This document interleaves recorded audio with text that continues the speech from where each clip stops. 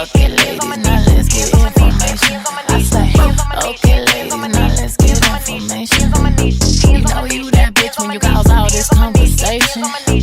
Always stay gracious, best revenge is your paper. It's your girl, the Thick Rider Chick, Miss Jordan in the building. Thank you so much for joining us. If you are watching us live on Facebook, please come in, sit down, leave some comments, drop some stars, because that's how I get paid. And if you're watching on YouTube, thanks so much. And also, you can comment on YouTube as well and go ahead and like and subscribe while you're there. And I do have a guest with me today. Would you please introduce yourself? Hi, y'all. My name's Natalie, single mom of a boy. So, thought I'd jump on this little topic. Okay. And I'm just going to make it public so you guys can share. All right. So let me pull up the comments so I can see if you guys hop in and leave any comments. All right, so today we are going to discuss are boys and girls raised differently, which of course is a hypothetical question, and if so, why? And we're just going to talk a little bit about that today and just kind of see, what's the root of certain things, what maybe how we got here, what we can unlearn and maybe do better with moving forward on with both sexes, not just with boys or just with girls, but with both, and Right. also just talk about our part in like I was saying, how we got here. So, do you feel like they are raised differently? I'll ask you that first. Absolutely. Okay, okay. I agree. Which I mean, it's definitely a hypothetical question. Of course, they're raised differently. Yeah, right. Well, I guess it depends on the environment. It really, we know there are exceptions, but more often than not is what we're really trying Yeah. to capitalize Yeah. on and pinpoint. We know there are certain households that are it's straight and narrow all the way down. Equal responsibilities. Equal, just things like that. But more often than not, they are raised a little bit differently. And can, from your point of view, can you maybe pinpoint some of the things you feel like make or are the differences? Well, when we first start talking about this, I've been like mulling this over, like, because my immediate answer obviously was absolutely, but then I wanted to figure out why did I believe that? Well, speaking back to me being a girl, being raised with a younger brother, it was severely different. Mm, Well, yeah, like I said, the younger brother. I was the older sister, so I was the oldest, and I was the sister. So, for all intents and purposes, I was his mama.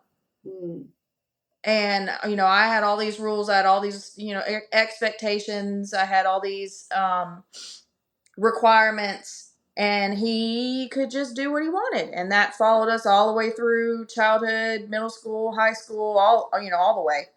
oh And wow. that happened from both parents, even after the divorce. So, Mm, okay. I more so I had all sisters, so there were three girls. But I know for a fact if we had a brother, I think it probably would have been very similar. For sure, especially since my dad wanted a boy, so he probably would have been just the crown prince of the house, and we were the girls. Um, yeah. yeah, pretty much. But so some of the things that I wrote down just to kind of get the conversation started are: I think girls are taught more independence, whereas boys can sometimes be coddled. And Yep. we're both boy moms. Like we did have a girl mom who was joining us, but unfortunately wasn't able to. But technically, we are both boy moms, and even as a boy mom, I can attest that that's true. So, how do you feel about that? Um, I think because in my experience of what I dealt with in my marriage and throughout the divorce and now our co-parenting journey, I was so already adamant that my son was not going to be that coddled mama's boy that Mm, I had already made a decision very early on and finding out, when I was found out I was pregnant. So, in a sense I feel like I'm an exception. Um, but I can see it. yes. I have friends who are boy moms. I had, his best friends live right across the street, and she had, it's, a two parent household, but all they have is boys, and it's very, you know, different. Like the mom is still handling a lot more than what, the anyways, not to get anybody else's business, but Right. yes, I can, there is also that I feel like almost like an instinctual, that's my little boy, Yeah. but had I, and in saying that, had I not had already had that decision in my head when I found out I was pregnant, that whether Yeah. boy or girl, whatever, I was going to do it different. I could see how it would have played out, and Yeah. not to be that, woke person. I hate that word now, but we live in a world where the patriarchy is very real, and my experience, the world that I inherited coming into my adulthood, is very different than the world my younger brother inherited. Yeah. And if I had a little girl, the world she would be inheriting would be severely different than what my little boy's world's going to be. Right. And then, but the differences between us two, Yeah. my little boy's, blonde hair, blue eye, white boy. So his world's going to be a lot different than the world that your boys are going to inherit. True. So, I feel the differences in raising, Mm-hmm. generally speaking, are by necessity. The world is not, Yeah. not kind to girls Whew. as it is to men right now. Yeah. And I say right now because there are so many people working actively towards change, and you can sense it coming. Right. I feel like it's on its way. So Yeah. So, maybe by that point there wouldn't be such a necessity. But then you also have cultures, because I've got to experience Hispanic culture where the little boys could do and say and act and however but let that little girl pop off and her mama was hitting her with a chocolate. So it and I can't speak towards the why for that because I'm not Hispanic, but it is yeah. very prevalent. Yeah. It's kind of like that in the black culture too. I remember I was dating a guy once, and he was just kind of ranting and rambling about a woman and her place and blah blah blah. And I just said, "Stop! Hold up right there. You're the only boy in your house, aren't you?" He's like, "Yeah, how'd you know?" You can tell, and it's not always necessarily because they're feminine, but it's almost like that little sense of I don't want to say entitlement, but that little expectation of, to a certain degree, what I know or what I've seen is women waiting hand and foot on me or on the man in the house, and I was the man in the house. So that's what I've already experienced. That's what I'm expecting. Yeah. Um, my dad was the only boy child, and I mean, he's a well-rounded, independent young man, but might there have been favoritism? There might have. I don't know. That's something I have to speak with him about. But you can sometimes you can just tell in conversations when you get to talking about how a child should be raised and a woman's place and gender roles and stuff like that, and you can just see, oh, okay, you are one of them. You was Right. like you were kind of the golden child of the house simply because you were Right. male. So what I had wrote down is that my goal oh yeah, let me double back. So to the whole more so teaching independence to girls, I think it's not for I don't think for the sake of being independent. I really believe that we kind of more so give life skills to women or young girls with the expectation of you're probably going to be a wife or mother. Yeah. Not doing the same with thinking this is going to be someone's husband and or father. So Right. like you said, I made a conscious decision when they were very young that I am going to raise my boys to be men as best I can, but not just men in the typical sense, but well-rounded, good people. Like if you have a partner, you should have a good partner in my son. Yeah. If he decides to become a father, he should be an all right, kind of decent father because those are things that I have put in him. So what Right. I wrote down is that my goal is to teach my boys to live without me or anyone. Right. Like I feel like if they need me or if they need any woman, including me, for anything, other than of course like motherly support, then I have failed them. Yeah. If you have to come like if you want to come home and wash your clothes just to spend time with me, fine. But if you have to because you don't know how to wash your own clothes, I have failed you. Exactly. Yes. Even with home cooked food, like if you want to just come see mama on the weekend for a home cooked meal, okay, cool. But if you literally have to come over because you will not eat unless I cook for you, I have failed you. Thank you. And there are so many moms, especially older generation moms, that kind of take pride in that. Well, my son, he need me. He can, I cook the food. And that, like we were talking about off camera, is part of the reason why boy moms are so hated Right. I because mean, let me ask you this. Have you noticed, I don't think we would ever do this, but and I know some single boy moms who literally look at their child as the man of the house. That's their man of the house. yeah, Like it's almost disturbing.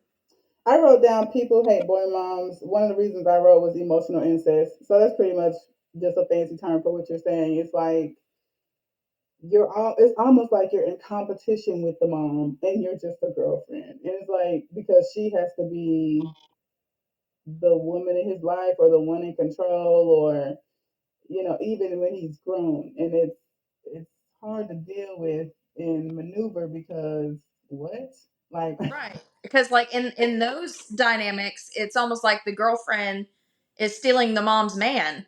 And that's not how it should be. My son is my child. right.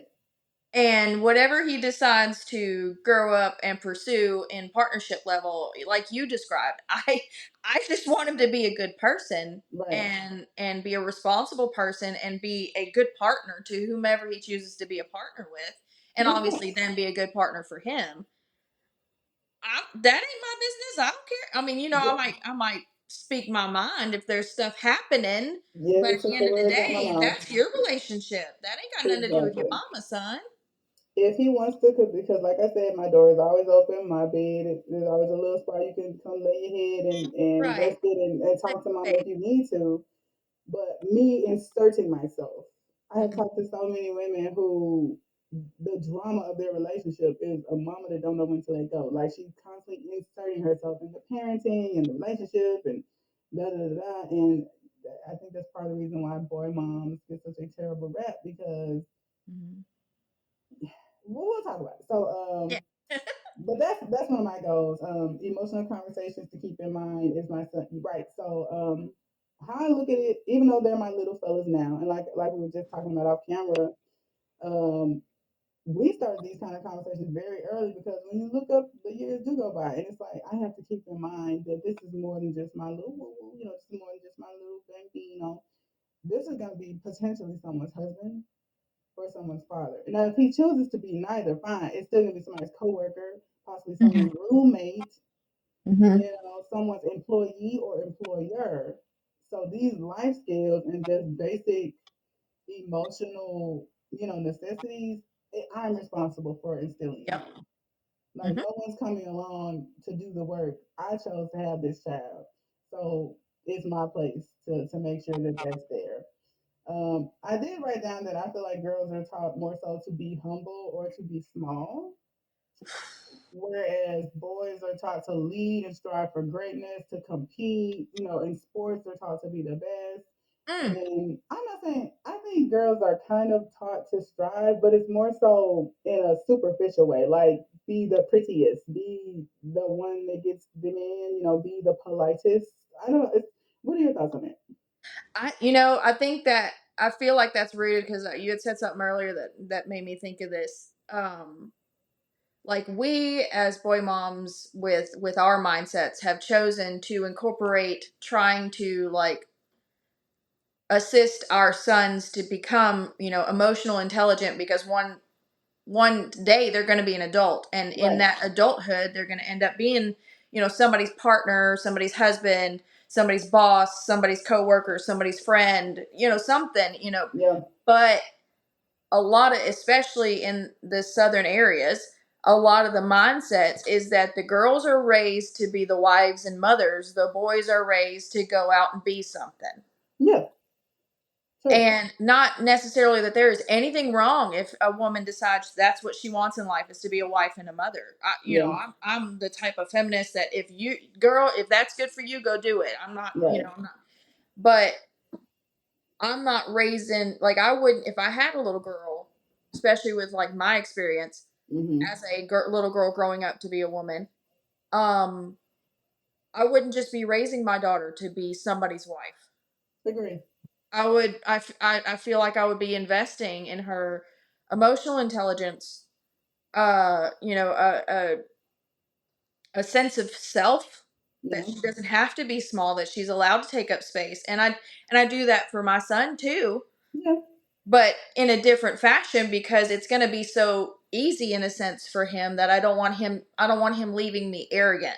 I do Right. want him emotionally intelligent. I do want him to have a sense of self. I do want him feeling comfortable taking up space, but I don't want him feeling comfortable standing on somebody else's toes, especially Yeah. other women's toes for him to feel good.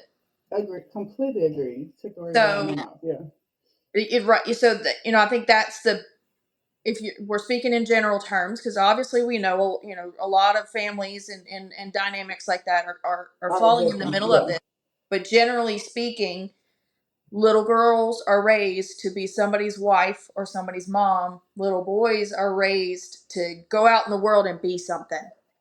Why can't both be both? Agree.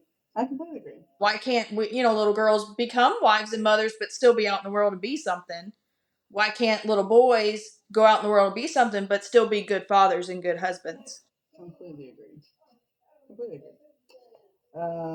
If you hear some noise in the background, that is my offspring. But okay, so let's move on towards like the emotional side of things. So I feel like with boys, emotions are kind of viewed as feminine, Hmm. and girls more so you can have your feminine emotions, but you have to do so quietly and wrap it up quickly. Right. Don't be a burden. I couldn't have said it better myself. So boys, I think, are more so allowed to express anger is fine. You know, Oh, we like words like toxic masculinity just came along in the past 5 years. Before that, men be angry and that's fine. That's normal. When girls are angry, it's not ladylike and it's masculine and it's usually viewed in a negative light. yep. I I couldn't agree with you more. That's been my experience as a woman. Yeah, And because of that, I feel because I'm also a boy mom, I all emotions are okay. We have I'm a Christian. I believe in God, and that's where my faith lies. I tell him all the time, God gave you the same emotions that he gave me. sure did. Jesus cried, so it's okay if you cry. Jesus wept. He wept so Wept, hard he honey. bled. Right. Yeah, So, right. In the Garden of Gethsemane. And then he also wept mhm, over Lazarus. So, yes, sure did. emotions are okay. So I There's guess it's nothing wrong with having feelings. My direction, because he is only 6, yeah. is how do you express them to Hmm. where you're heard and you're not making other people feel unsafe. Because, like I Okay. said, he's a little blonde haired, blue eyed white boy now, but one of these days he's going to grow up and be a man. Yeah. And he's got to learn how to express himself to where he's not making somebody feel unsafe with the Right. big, angry, manly emotions. No. Right. Right. Right. But I couldn't agree with you more on how you described, because being a woman, I can speak from this experience, we're taught to not be a burden. That, yeah, we're expected to be little crybabies or whatever, but we're not taken seriously because we're not supposed to be a burden. Right. Right. I actually wrote something very similar down. And it's I love that you brought up the church because I identify as a Christian too. So, and what's crazy is I feel like two of the systems that really put a lot of patriarchal things in place would be the church, and Hmm. of course patriarchy itself. And I remember that, when you brought up that Jesus wept, I remember talking to a guy about that once. Like, where did that ideology come from that men aren't supposed to weep or show emotions or anything like that? Because if even Christ wept, if even Christ was disappointed, if even Christ was scared, who are we to tell our men who are supposed to be made in his likeness that, oh, you can't cry, that's for girls. Right. And that's for other slurs that we won't say, but oh, you can't this and third. That's you have to be man. That's not manly. Like, where does that ideology even come from? Weak men in power. I completely agree. Because like, if the Bible is what we're going off of, there are so many like even Moses got upset. He split the rock. Like, there's so many times in the word where men showed emotions Right. unapologetically and weren't viewed as lesser men for it. David So showed depression. Job showed depression. Depression is real in very men. yeah, It is a real thing. preach. And we fail our boys if we don't teach them how to cope. Agree. My saying in our house is, in the Evans house, all emotions are allowed, and it's always been that way. I just have a quick story. So when my oldest was about 7, we were at one of his barber's house getting their haircut, and him and the barber's son were out kind of playing in the backyard where there's a little like neighborhood park. And so the barber's son had kind of shoved one of those swings where people can actually sit on it. It was like a steel swing over his leg, and his foot was twisted underneath the swing. And Oh, you know that particular cry, and I've only heard it maybe 3 times his whole life. Where it's a cry where you know it's some serious shit popping off. it Like, hurts. I Yeah, heard right. it, and it was like a wounded animal. And so And you just take off running. he took off running, and so he's stuck under the steel swing. The two men had to get it off of him. Now, mind you, he's 7 or 8, and his leg is twisted like a pretzel. Thank goodness it was on the sprain. So the guys are kind of freaking out, and women, we have to keep calm. So I'm keeping calm so that even though he's hysterical, he's still got a sense of security and calmness. And so Right. one of the guys is like, calm on, hush up without it crying now. And so when he said that, I just kind of scooped him up like he was a baby in my arms, like a sack of laundry, and picked him up with these two big men here who could have did the same, but they were too overwhelmed to do anything. So I just scooped him up and I brought him back to the porch, and I remember sitting him down, and I made it a point to say this in front of everyone. There's nothing wrong with you crying right now. Anybody would be crying with that heavy ass thing on their leg, even me, and even these men. If Mm-hmm. you need to cry, do that because you are in pain. That's right. Like, I apologize, they weren't taught better, or they never had the freedom or the space to cry when you're in pain, but your leg is twisted up under a steel. Like, come on, they'll be hurting Right. something. So I think when we do that consistently for our boys, it gives them space, because when he needs to cry last year or year before last about something really serious involving his dad, he knew he had the freedom to do that because in the past You he made it was, safe for him. yeah, so I apologize. I hate it for the boys that didn't get that, but mine will. And even in the presence of others, we gotta, like, in front of other people, let it be known. If that's how y'all do it, that's y'all.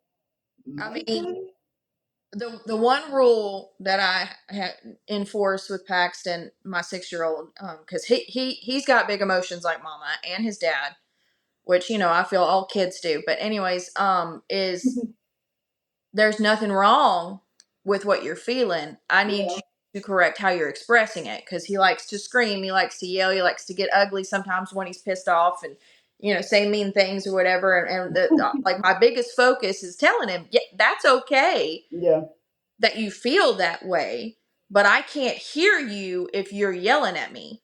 yeah, So bring it down. Or, just because you're angry doesn't mean it's okay to call somebody else names. So right, like, I never dissuade him from feeling and yeah, expressing those emotions. I'm trying to teach him better ways to express it. right, And there was a time that I had to correct, I say correct, but like, well, it was a correction. My now boyfriend, who them two they're thick as thieves. They're the best buds. They get along really great.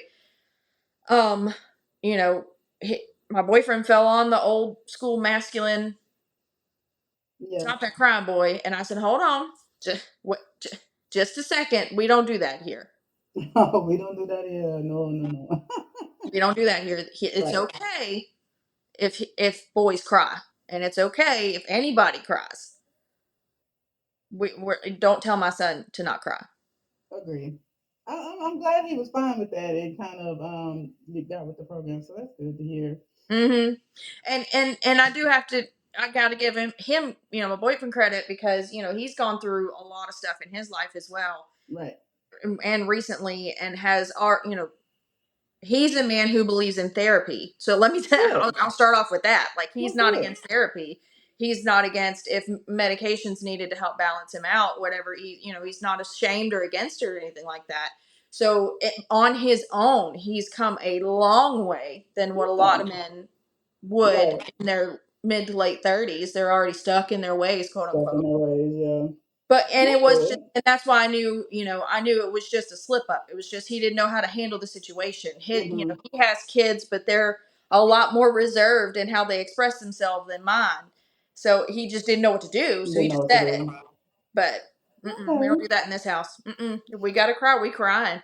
Right. Because it's part of the human experience, and I think I can't imagine our society has been better for it. But let me see what I got here. So Yeah, sorry. girls can be sad, but not rage filled or angry because that equals masculine or unladylike. Mm-hmm. So I think what I wrote down is patriarchal systems say that men are logical leaders and that women are emotional and are irrational followers.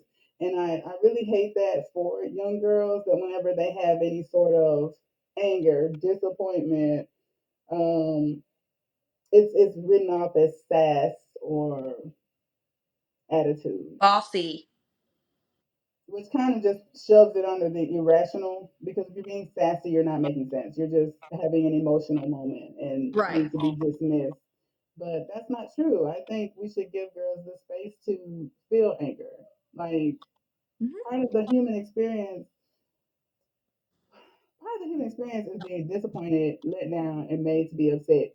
So why would that not apply to your teenage daughter or to your middle school daughter? Like I Exactly. think I don't want to say the wrong thing, but it's almost like women are expected to not, and girls are just little women, so we're not expected to be disappointed, or that's not part of the female experience. It's a burden if we do. So, Oh, okay, I think okay, I like that. Yeah, and I'm speaking just, and everybody has their own experiences in life, but that's just what kind of keeps coming forth. It's like, even though it might be kind of expected, nobody wants to be burdened with it. yeah, I And think that's why a lot of times us women will gravitate to each other and talk to our girlfriends more than we would our men that we're laying in bed with at night. When that wasn't the design. We both identify as Christians, and the design was, yeah, the feminine is going to express herself differently than the masculine will. And hmm that was intended. But it wasn't meant to invalidate either experience. yeah, When humans started being human, that's when we screwed that up. mm, I agree. And unfortunately our children are paying the price. Completely agree. And even with that being said, like the word says, they were made in His likeness, which means you and I. If we're made in the same image of the same God, we both have emotions, bro. Him, like Mm-hmm. if I stab you with this knife, you gonna bleed and hurt just like I would. So Right. I think I guess I don't know. It's such a big conversation that it's hard to really condense into an hour and 30 minutes because it's so much history behind it and so much unlearning that needs to be done. Yes. Yes. And like even though you can look at the results of the adults and of the average of divorces and the numbers of domestic violence issues and the number of men incarcerated, you would think these numbers would be motivation enough to say, hey, whatever we're doing as far as raising kiddos isn't working out. But You would people are think, so stuck in their old ways. if I may, I have a semi theory on that and Okay. why. And in fact, my boyfriend and I, we talk about this a lot. People being self-aware is a rarity. Mm, There are thousands and millions of people going to therapy yeah. to be validated, not going to therapy because they realize something's not working and I need to make a difference. Hmm. So even people going to therapy and able to use therapy speak, they're still not self-aware. And in order for these kind of generational curses to be broken, Yeah.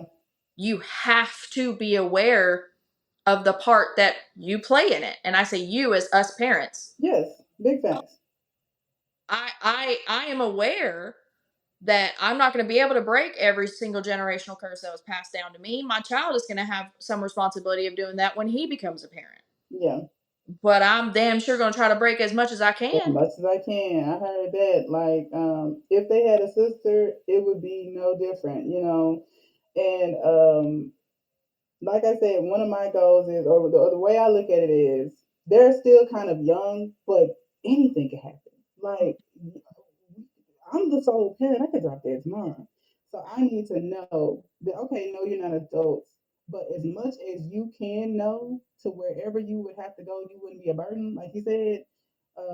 I need to know you know as much as you possibly can that's age appropriate so that if I'm gone tomorrow, you can be as little of a burden as possible wherever you go. And of course, That you if, have built and established a great foundation for them to right. build up on.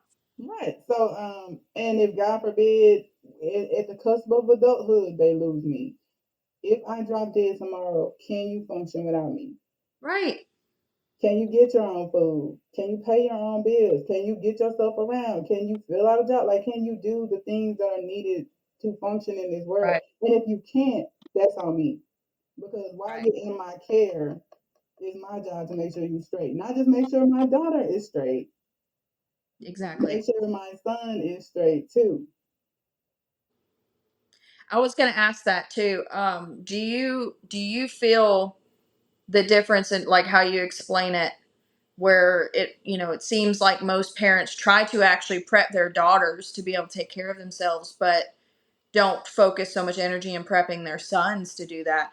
Do you feel that is because there is an awareness that the world is completely different to women than it is men, and instead of trying to break that cycle, they're playing into it? Yep. So, like I said before, I don't think that women are taught or young girls are taught independence for fuck's sake, or for what it should be for self preservation. Right. My girl, you need to know how to look out for yourself no matter what. Right. Whether a man is there or not, you need to know how to pay bills, do this. And no, they're taught those things with it in mind that either you're going to take care of me when I'm older, or you're going to have a family or a husband, and you need to be prepared for that. Girl, I'm glad you said that. Thank you. Because By the taking care of me. it's all about preparing girls to take care of someone. And that's why I think there are a lot of us in our generation who are hopping off the porch without self love and without self worth, like it should be, because I've only really been prepped to be something for someone, But not myself. but not myself. And here's my brother who has been told, oh, he's a little hard, and I skipped over that part, but we're gonna double back and talk about that. Yes. That he's a little heartbreaker, and that he's gonna break hearts, and oh, that's my little boyfriend, and he's so handsome since he was 3, and now he's just, and it's an easy transition if you notice for these type of men. They slide because there's a woman right there waiting that's been trying to take care of you, and they slide right onto the world. They slide off the mom out the mama house right into some woman house. Off the mama's titty onto the new titty.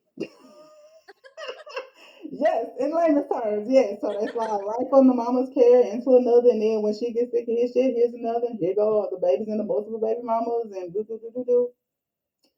When have we not only teach them to take care of themselves? We're gonna get to that when we talk about sexuality, but also teach them that they are more than just some swinging dick and some money in a wallet.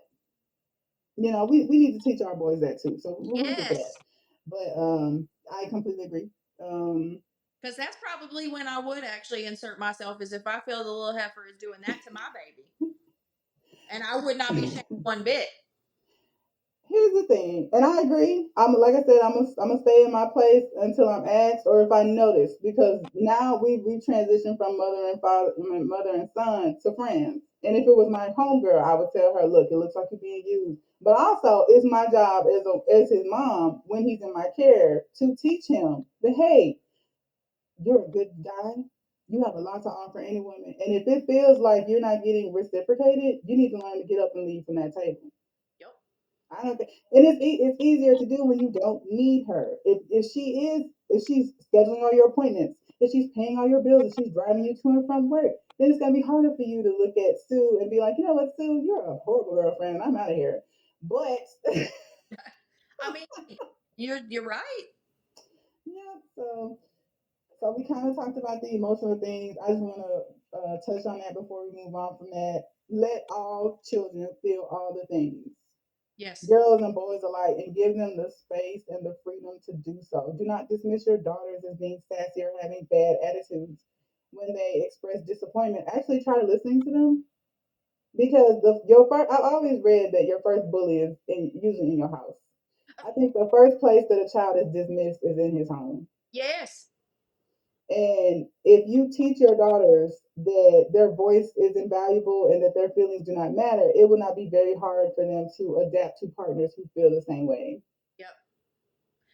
Look, little girls go out and try to find male figures that remind them of their fathers. Mm, Little boys go out and try to find female figures that remind them of their mothers. And that's scientific.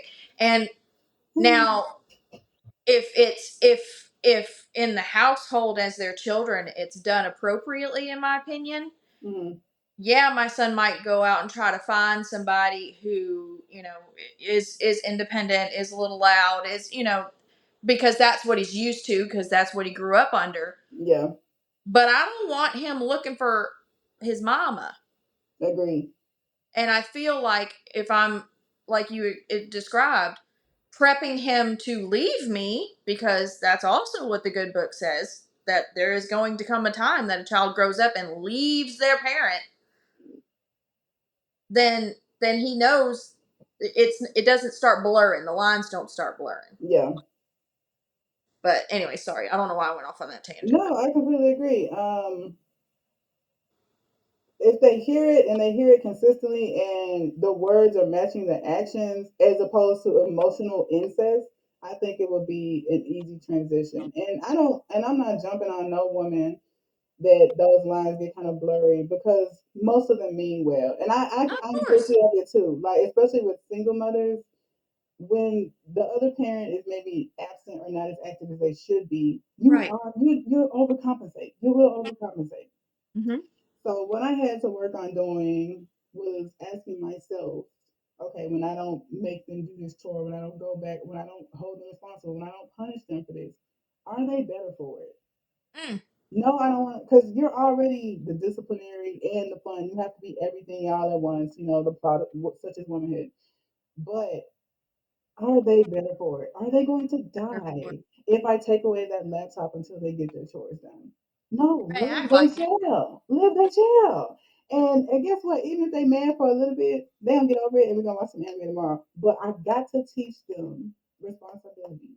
I can't if I just let stuff ride, if I just let them half-ass do stuff, I'm part of the problem. I'm the one teaching them that, oh, I can just give mom a hug or come lay up on her or flash a smile and I don't have to do the dishes correctly, but I Mm. kind of did. And then you end up being a husband who half-ass helps around the house and does just enough, Right. and you don't expect your If he wife to does ever come that. in. If he does that. Right, because well, mama would just go behind me and fix it anyway. No, I'm not. You didn't do this right, so let's do it again. Mhm. Let's do it I'll again. guide you, but you doing it. I'm gonna gotta do it once and twice. You know how to do this now because what I've caught on to, oh, you 10, but baby, they can get on the Roblox, create worlds, figure out all kind of stuff on the internet. If you can do that, if you can build people on a PlayStation, Weaponized incompetence starts mm, in their childhood. I completely, and so I had to nip it in the bud really quick. And there are times, and it doesn't feel good to be the bad guy. And then you have to be consistent with the shit Yeah. And because my ADHD ass, that's my biggest struggle is consistency. it's hard, girl. It's hard, and it hurts you. And that's something that one time the boys didn't do their chores like they were supposed to, and I kept coming in and I kept saying, and we were supposed to go see Captain Marvel. So this wasn't that long ago. And I looked in there, I came in my room, looked in there, them toys went done. I got dressed and I went to movies by myself. And it hurt. It hurt because in my movie going buddies, this is how we bond. Right. But you got to know, you got to learn. That's not okay. You're not gonna play on mama top just because I'm a cool, fun mom. Right. No, I told you to do something. And it's not it wasn't something unreasonable or something, like abusive or something you can't do. You can clean your room up, little motherfucker. Like you can Right, you can clean right. your room up. Right, and I'm glad you brought that up too. It's like I'm not telling you to do this, and I have this conversation with my 6-year-old. That's one of the biggest things that surprises a lot of people that get to know me and my son together. Hmm. Is like I am very honest, age appropriate, Yeah, but I don't hold back with my kid on any subject. same. Now, if it's a subject that's not age appropriate, then I tell them we're going to talk about that when you're older. But Yeah. anyways, I just try to tell them I don't like having to do this. I don't like having to get on to you. I don't like doing that. I would prefer us to be kikiing all day and just having a good time. But it's my job Hmm. to prep you to be an adult. Yes. And it's a long time coming. I'm not rushing it. But we got to start practicing now for you to be good at it later. Amen. Amen. And when you have that second child, I didn't know this until my dad came and stayed with them when I was in Jamaica for my birthday. But the little one, he's like, your little one don't know how to do a lot of stuff because with the oldest, because he was the oldest, and at one point in time my only child, I was on top of make sure he learned certain things. So by 7, he could pump gas, pay for the gas, and meanwhile, the baby boy is about to be 10 and he ain't never pumped gas and can't even fix a bowl of noodles. My dad's like, the little one can't do a lot. And I was like, you are absolutely right. And once I got back, we got on top of that. Because no, the oldest one ain't finna be ready for the world. And you over here thinking that I'm your maid. If Right. you can build a Roblox world, you can clean that tub out correctly. Yeah. Don't just kind of spray, well, I scrubbed. No, you did just enough so you can say you did something and you want to go back to your room. We're not here because you don't do that at school either. You're a straight A student. So you're not going to give me your bare minimum because you'll end up giving it to your wife. And, Right. and not saying that I'm your wife, but what I'm saying is the people in your home, I don't want you to be that either. That you're some great employee, but the people that love you and care about you get your worst just so you can do enough to say you did something going with your day. Nah. Too. And also on the flip side, going back to the prepping him for a relationship, if he can't, or if he starts getting so used to being weaponized and competent, then he's going to find that girl that's going to want to control everything in his life and treat him however she wants to treat him, and he can't do nothing. He can't go nowhere. He don't know how to live. And it happens. Like it happens with women too, but it happens with men. There Yes, it are does. men that are caught in relationships that they cannot leave because they cannot literally. Like she does, They she's wouldn't pregnant, know. They wouldn't know. They would wouldn't know know how to what log to into the bank do. account. Be They would know how to pay the car note. They would know how girl. to, all that.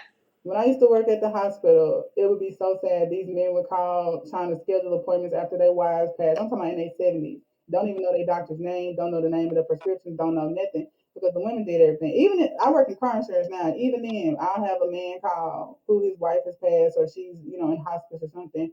Well, Betty normally does all this. I think I've got 3 accounts with you. I don't know. They just don't know anything because the wife has been doing everything since they first got married 30 years ago. And more than likely, his mama did everything before then. Now, we know there's an exception before somebody comes in the comments, well, okay, if y'all have made the decision that she handles this and I handle this, that's fine. But if you are incompetent and could not, if she were sick, if she was on maternity leave, if she passed away and you still cannot, then that wasn't teamwork, brother. Right. She was your accountant. And not to mention 30, 40 years ago, that was a whole different world. Yeah, I'm not prepping for my son for 50 years ago. We don't live in that world no more. true. We trying to get away from that world, especially us women. And we're further and further and further. So these basic life skills, give them to your daughters and your sons equally. Equally. Knowing how to cook is not a girl thing, you know. It's a survival thing. I mean, who's to say with the way the world is right now that we're going to be able to afford fast food in 5, 10 years? Hello. That we're gonna be able to afford to go to the grocery store every day and find something frozen and throw it in the oven. You've Back got then, now. everybody's got to be able to figure out something so you can survive.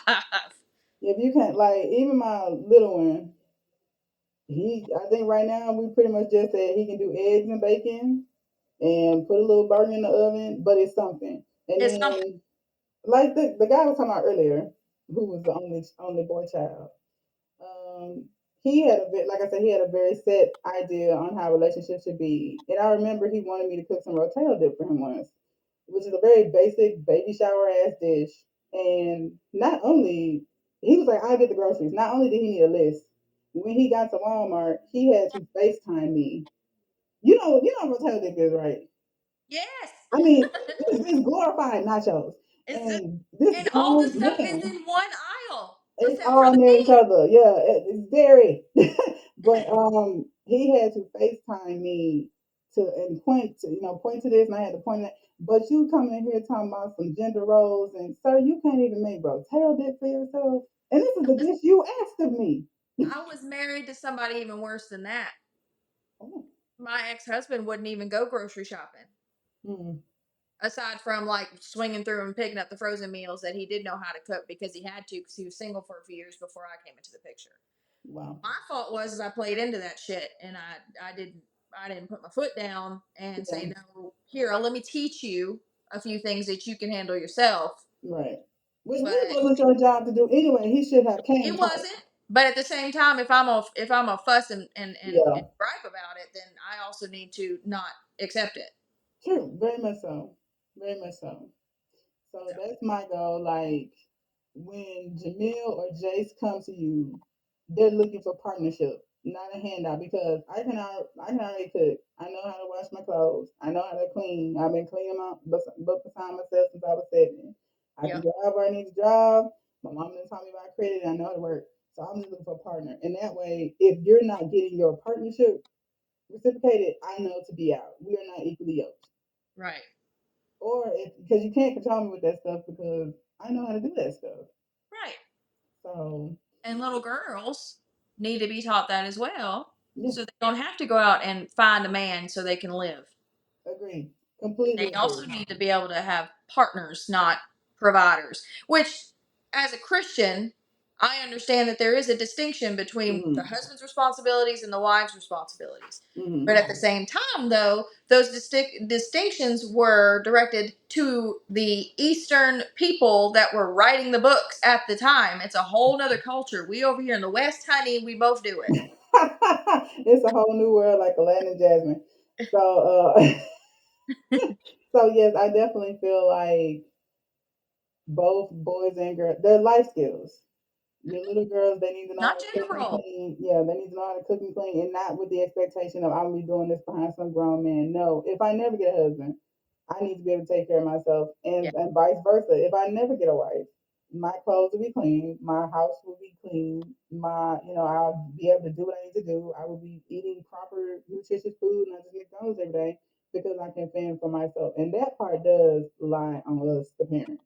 yep, So, and I get it, single moms. I know sometimes we do want to overcompensate. It is hard not to, but just what I'm working on and what I'm trying to say to myself is, will they be better for it? And even if they are angry at me for making them do the right thing, how long is that anger gonna last? right. They'll get over That's it. that's that's a good question. I'm gonna start keeping that in the forefront of my mind. They're gonna be mad for a little bit, especially with the little ones. You come in there, tickle them, put on a little cartoon. They'll be alright, Right. because And as quick as I get over shit, Paxton is even quicker. I mean, we got big emotions. Don't get me wrong. I mhm. feel like I can get so upset my whole world is ending. But in 5 minutes after I ate a snack and drank some water, I'm good, and so is he. So I mean, Right, right. So I mean, they'll be mad at you for a little bit, and that stinks because, like I said, sometimes you are the only parent. But structure, children appreciate, even if they don't say so, they know what's up.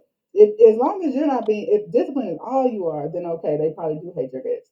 But if you are coming in with love, compassion, actually spending time with them and having an actual relationship with them, then this is just part of that relationship. right. They will be mad for a little bit, and they'll get Mhm. over it. And then once they get the reward or whatever that is for doing the right thing, the consistency comes, it are they gonna be better for it? Like, is Yeah. me coming behind him and cleaning this up so he ain't got to do it, making him a better person? Right. No, it's handicapping him. Mm-hmm. It Yes. really is. So the last thing, well, number three on the list, of course, is a more taboo subject, but it needs to be talked about, and Yes. that's I love taboo, so bring it. yes. It's sexuality. I think girls. What I wrote down was girls' virtue or virginity is taught to be protected. Not that it is, because but a different topic for a different day. It's taught. It's perceived as protected. It's perceived as this precious thing to be protected. Oh my gosh. Even though we know. But with boys, well, the more pussy you get, the more of a man you are. I mean, I hate to be so frank, but No. You said it exactly right. yeah. And my face is because of how like that's facts, and It's that's big facts. it's stupid. When I talk to men and hear the ages that they lose their virginity, it's literally heartbreaking. And they don't see anything wrong with it, especially black men.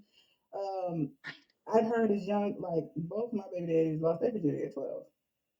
And then I saw one guy I went to school with who was Hopefully, it was posting. with another 12-year-old, We will get but into that that. don't happen We often. will get into that because more than likely not. But this guy I went to school with made a post the other day about losing virginity. He was like, I was 10 and put like a laughing emoji. And I put a sad face because I got an 11-year-old. Like I got a 10-year-old. He don't even keep I his would shoes tied up. die Like if I found out my child had lost his virginity at 10. at fucking 10.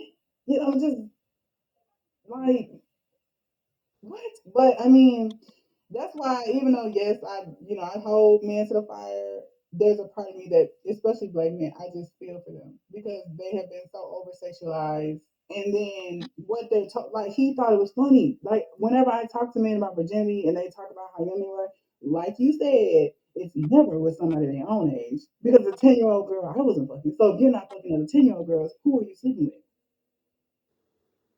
A predator. A predator. And so instead of it being called what it is, which is rape, they're giving props. Oh, you got with Susie. That's a bad. Da, da, da, da. Give me some. Give me some. Yeah, you got with her. Right. And Look how he's different 11. the mindset is about male teachers messing with little girl students to female teachers messing with little boy students. Oh yeah, Mary Kay Letourneau. I think she did a little slap on the wrist time, and then turned around and had a whole nother baby by that boy. Then they got married. Stayed married until she died. They gave them lifetime movies and everything. Like we made them celebrities for rape. Like, are Mm. you for real? Child sex abuse. Yeah, yes. And the killer part was going back and having another. This is a married white woman, a whole teacher, and this little Hispanic boy then got her pregnant once. She went to jail, did her little time, and I'm sure it was very little time. Got out and got pregnant by this boy again.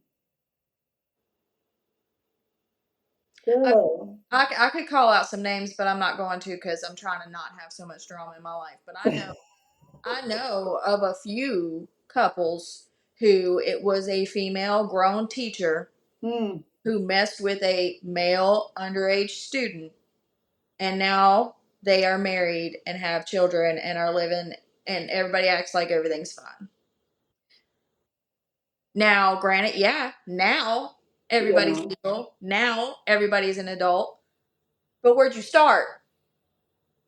Anyways, And sorry. I don't comprehend it. Like even when I was younger, even in my 20s, what kind of 18-year-olds, like I just don't even get what are we talking about? And even if it is sex, what kind of sex you can get from a child? Like I mean, just And I wonder if it's that old school mentality that was hammered into our brains as little girls that we are supposed to be the caretakers of these men. I And I don't say men know. loosely. And here is a male presenting person who Hmm. needs you to care for them in all aspects. And for some reason, that got tied into sexuality. Maybe I don't know. It's sick, no matter which way you slice it. It's very sick, and it's like, but it's never viewed that way.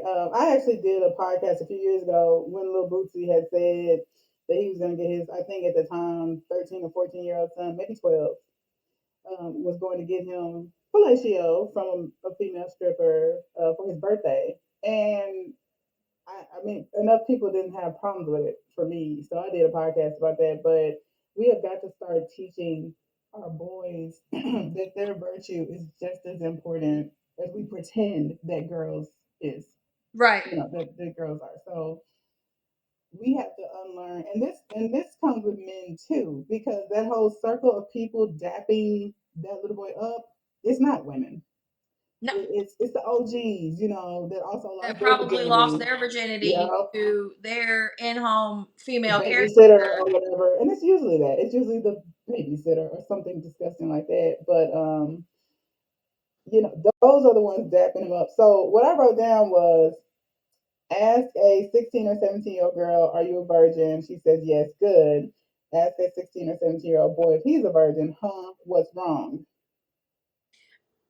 He's either lame or he's gay. Like, what's wrong? You ain't got a Right. video, what's wrong with you? Now, I've had this conversation, a similar conversation along the lines. First and foremost, there's a few different points that I like to make, if you will allow me. Mm-hmm. The first one I want to make is that a boy slash man, male presenting human's sexual biology does not fully mature. It does not even start to try to mature until he is 16, 15, 16. That's where it starts. Is where all the hormones start coming in. And, the old saying how it goes is when the nuts start dropping. But it doesn't actually fully mature, scientifically speaking, until their late 20s. Mm. So in that whole period of time, they have no idea what they sexually identify as. And all the time before, it doesn't matter. They don't care. They're not sexual beings. They are children. Right. A girl's starts a little earlier, especially nowadays with periods starting at freaking 10. Woo. But, it does start a little earlier, and we mature early to mid 20s sexually. Yeah. From a biological standpoint. So, but before all that starts happening, biologically speaking, they are children. I agree. Now, don't get me wrong. Counting the years they've been alive, they are still children until they're 18. Mm-hmm. But even biologically speaking, there is no sexual anything happening until the reproductive system starts working the way it needs to work. Right. So, anything that happens before 18, whether you are a girl or a boy, that is rape. That is child sex abuse. If it's happening between two underage people, it's hard for me to speak on this because I lost my virginity at 15. Excuse me, hold on. I am a child sex abuse survivor. Oh, okay. From I was 2 when it started. And it didn't stop until I put a gun in his face when I was 16 years old. Okay. So all that time, so technically speaking, from one standpoint, I wasn't a virgin, but I chose to actually lose my virginity with a boy of my age. Yeah. When I was 15. And it was more of just, I wonder how this is going to feel now that I'm actually in control and choosing this kind of thing. Right. But, so I'm a little, it gets a little tender speaking because, when I start hearing these boys, oh, well, I lost it to the babysitter who was 19 years old when I was like 13. Disgusting. Huh? Even when I was underage, I just always been that way. Like, even now, I'm not looking at a 25, 20. Like, what are we going to talk about? What you going to teach me? Like, I don't know. At that age, you don't care. Like, I get it to an extent, but like, no, I see what you're saying. Like, but where did the attraction even fucking start? Sorry. Like, even when I was in high school boys just seem so immature to me. So I was like, why are we looking at a 13 or a 10-year-old? Like, They don't even bathe. My 10-year-old don't even bathe every day like he's supposed to. Like, how are you losing your virginity at 10? You don't even brush your teeth every day. Like, Right. who looked at you and saw a You potential think sexual washing your partner? own ass is gay. I need you to figure it out. I need you to figure that out first before you get anywhere near mine. Oh, it's crazy. And it's like, if the So from conversation could change intercommunally first, I think that would be very helpful. exactly. So from my personal experience, definitely making me look at it from a different perspective. Both both genders need to be protected. Yeah, Now, I am not so naive to think that when my child turns 16, 17, 15, 16, 17, right, that stuff ain't going to happen. right. But if it happens with a grown person, like You if got a that's why we problem. are already talking about Mm-hmm. body autonomy, you are allowed to say no. If Yes. somebody that's an adult asks you to keep a secret from me, I need you to come tell me immediately. Like Mm-hmm. I've been having that conversation since he was like 3. Little boys, yeah. And probably what, if I had a little girl, same conversation. And that's, and my Right. boyfriend, he has a little girl, and I've already started. I don't know if her mama is, because we're not close, but I know he's trying. And I started kind of just dropping the hints, and Yeah. like, if I'll ask her for a hug, and if she tells me no, I'm okay with it. Okay. Yeah. So I'm trying Yeah. to already enforce, you are in control of your body. Facts. Anyways, so from that perspective, both of them need to be protected. Both of them Agree. need to be taught about the dangers. Both of them need to be told that their virtue, their virginity, whatever you want to call it, is sacred and Yeah. should be treated as such. Agree. And then, speaking from kind of like a spiritual, energetic sense, there is a slight difference, Okay. in my opinion. We as women, Hmm. we receive. Hello, cat. Right. Has to be the center of attention. We receive. Mm-hmm. We're the ones who get penetrated. We're the ones who receive the seed. And we were designed, like it was designed on purpose that way, Yeah. because what we receive, we birth anew and make better. And that's, all across the board. That old saying, if you give a woman a house, she's going To to make make it a a home. home. Yeah. If give a woman your seed, she's going to give you children. Like we were designed on purpose that way. Yeah. And speaking from energetic, if not that I, because I'm a very Mm-hmm. sexually person, that was one of the first things that I started working on when I started healing from my From that, yeah. my experiences, and then going through the trauma promiscuity. I'm very sexually free, and I'm Yeah. not ashamed, and I don't have shame around it. I don't have shame around my body count. I don't, we don't have that discussion because it always becomes a thing, but there, I don't have that shame like Yeah. a lot of women are taught to. We're supposed to be like, it's a weird dynamic. We're supposed to be these pure beings, but not prudes. We're supposed to Yeah. be sexy, but not But out sexual. there, yeah, but out there, it's a very weird expectation. The same society, like you said, that insists that girls be virgins. Also, when you get married, you gotta be a freakaling. Well, if you've never freaked, how can you How am I lead? supposed to But be a freak? Garrett, another concept on this, you already know. Right. But It's a at the same time, I contradiction. do have conversations like with my girlfriends and stuff, like when we're Yeah, talking about it, because we do have to be careful, yeah, of course. from STD standpoint and all that kind of stuff. But also, we receive what he's depositing. Hmm. So there is always going to be a link. There's always going to be a trauma bond, I guess you can say, if it's Yeah, not an experience. There's always going to be something because we took him inside ourselves, energetically speaking. yeah, I do plan on having a conversation along those lines with my child once we get to that point yeah. of, don't be just spreading your seed and dropping it everywhere, Agree. because this is what's happening to that girl. But also at the same time, he's taking some in too. Facts. So, like I said, I don't feel there should be shame. I'm not teaching shame. around Right. sexuality. Just careful. Okay. And whether I had a daughter or a son, we'd be having that conversation. No, there's not Big facts. there's not going to be shame. We're not going to be shamed of what we're attracted to. We're not going to be Right. shamed of what we desire.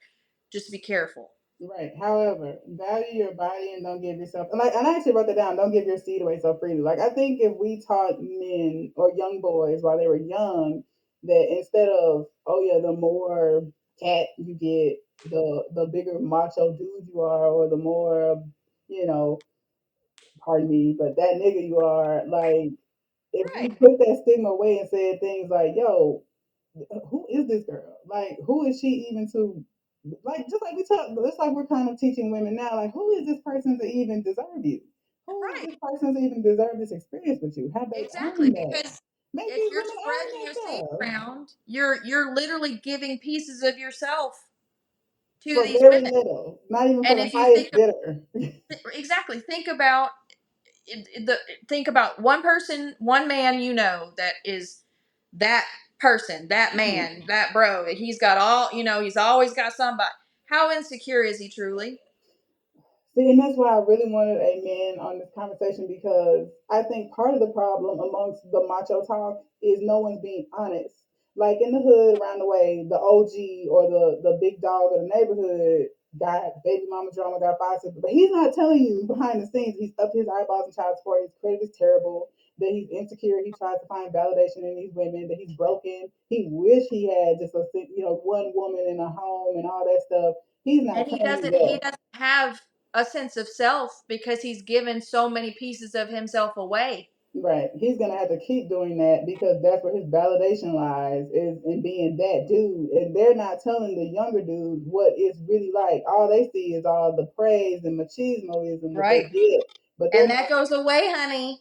they're That not goes telling away. Like I them. said, they hit their sexual prime mid to late 20s, and then it's all down here from there, honey. We come Right. back. And now Women you come just sitting back. there with all this stuff on your credit, all this back child support and arrears, you can't even barely bear nothing because And you you done can't got keep your all card. ED is a erectile dysfunction is definitely a thing. And like you said, just if I think if that conversation were to change first amongst men, Right. and then women who have internalized misogyny or who have internalized patriarchy need to join in too. We need to start holding these ladies accountable that are grooming. I ain't gonna lie. I don't know if you remember in in the Wu Child group when the whole Jada Pickett thing went off. Baby, they was Right. on my ass because I was constantly like, I don't agree with what Jada did. Like Right. you were this boy's mentor and now you on his dick. Right. This is wrong. If I it was the think we other was way both like around, I think I you liked were the everything you only had to one, say about baby, that. because they was on my ass, and I was like, Big I just time. don't get it. But y'all do know that She's these a boys are predator and she took advantage of somebody of in her the world. son's homie, like a 21-year-old boy. Like, what are we talking about? His brain's not even fully developed. So that wasn't okay with me at all because why is this? Had it been the other way around, and it would have been Will Smith sleeping with somebody's 19-year-old, The they world would would have been, be burning him baby, he would to have the been ground. canceled with the quickness. I say that, but at the same time too, there's this stigma of older men being with younger women, and that's okay. Okay, I admit that the word grooming is very new to our culture. That actually just came about in the past 3, 4 years, and no, and we are kind of starting to get on men's ass a little bit when they groom, but women are out of the conversation, and that does need to change. It's not, we've made cute terms for it, like cougar, and and stuff like Right. that. We don't Women have we held don't have accountable that term for too. men. Like it's I guess sugar daddy, but I mean so the discussion of grooming is starting to blossom, but like you said, that might not be in full swing because it wasn't even 100 years ago that you could marry a 12-year-old. As long as she bleeds. So that's new language for our culture, but we definitely have to swing that door both ways. Okay, yes, it's wrong for Mr. Jefferson to be sleeping with a 21-year-old, but it's also wrong for Miss Jefferson to be over here. Like, yo, if your man cannot buy alcohol, you probably shouldn't be sleeping with him if you have No. grandchildren. You know what I'm saying? Right. Like, And we And need let to me be tell clear, you, backing that up. I'm finna tell on myself. I went a little crazy after I left my ex husband, and we were in because in Louisiana, if you have kids and you're trying to go through a divorce, you have to be separated for a whole year. So, Yes. but I went a little nuts. I lost my mind. A lot of trauma came up, and I literally went crazy. So how old was I? 34, 35-year old ass decided I was fixing to date a 23-year-old. Okay. And as soon as my mind started getting right, I was like, hold on, wait, what am I doing? Girl, he ain't got no money. What you mean? He ain't got no. Well, now, he did have his own house, but still, like, Hmm. when I woke up and got out of my trauma brain, I was like, what am What are you talking about? we Like, have nothing in common. nothing in common. But men see it in a different light. So, but let's bring it back to the boys. I don't want to get too far from them, but yes, if we can change the conversation. So, men that are watching, because I see a few have tuned in, start the conversation amongst yourselves with these young men. That is not a rite of passage or a passage from boyhood to manhood, getting some cat.